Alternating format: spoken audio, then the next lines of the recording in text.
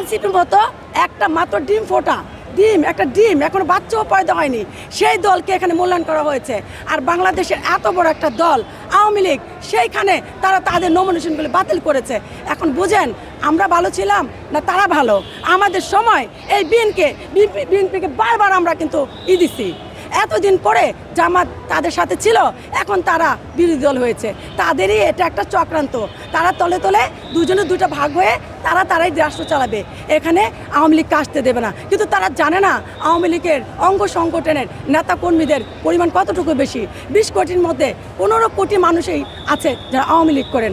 আমাদের নেতারা যেখানেই থাকুক না কেন, আমরা কিন্তু এখনও মরে যায়নি, আমরা কিন্তু এখনও আছি, এখন আমরা মাঠে থাকবো ইনশাল্লাহ। কারণ তাদের যে এইটা চলছে এখানে অবিচার নির্বাচন, এই নির্বাচন আমরা মেনে নেব না। এটা একটা একতরফা নির্বাচন, প্লাস এটা প্রহসনমূলক নির্বাচন। তারা আমাদেরকে ডাকেনি, আমরা তাদের বারবার একজন আইনজীবীর যে নমিনেশন দিয়েছিল আমাদের ছেলেমেয়েরা, আমিও ছিলাম তার মধ্যে, অর্থটা নিয়েছে, আমরা দিয়েছে আমাদের ছেলেমেয়েরা, অর্থটা ফেরত দেয়নি। এখান থেকে কিন্তু তারা কোটি কোটি টাকা কামিয়ে নিচ্ছেন। প্লাস এখানে ওই 42টাকে অবৈধ করা হয়েছে। কেন অবৈধ করা হলো?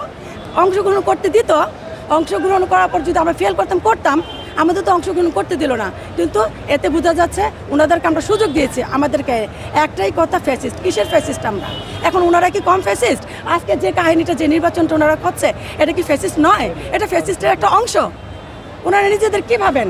এই বঙ্গবন্ধুর বাংলাদেশ, তার কর্মী আমরা, তার নেতা কর্মীরা যেখানে আছে তারা তাদেরকে কখনো ছাড় দেবে না। আর তারা এনসিপিকেও ছাড় দেবে না। এনসিপির পোলাপান ওখানে 11টা নেতা ছিল, উপদেষ্টা সহ 4 জন মারা গেছে। কেমনে গেছে? একটা মহিলা, একটা মেয়ে পাগল হয়ে ঘরে আটকা, আরেকটা মেয়ের মা বলেছিল যে সে একটা ছেলে মারা গেছে। সব মিলে আমি বলবো এই নির্বাচনটা অবৈধ। এই নির্বাচনে কেউ কিছু ভোট দিতে যাচ্ছে না। এই নির্বাচনের হালচাল কিন্তু এগুলো ছিল না, এটা ভরে যেত। এই নির্বাচন কেউ ভোট দিতে যাচ্ছে না, আমরাও দিতে যাচ্ছি না। এটা একটা অবৈধ নির্বাচন এবং এই নির্বাচন আমরা বর্জন করেছি। জয় বাংলা, জয় বঙ্গবন্ধু।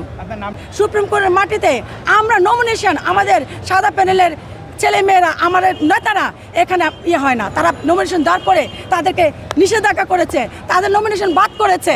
অবৈধ নির্বাচন, এটা একটা একতরফা অবৈধ নির্বাচন হচ্ছে। এই নির্বাচনটা আমরা মেনে নিতে পারবো না।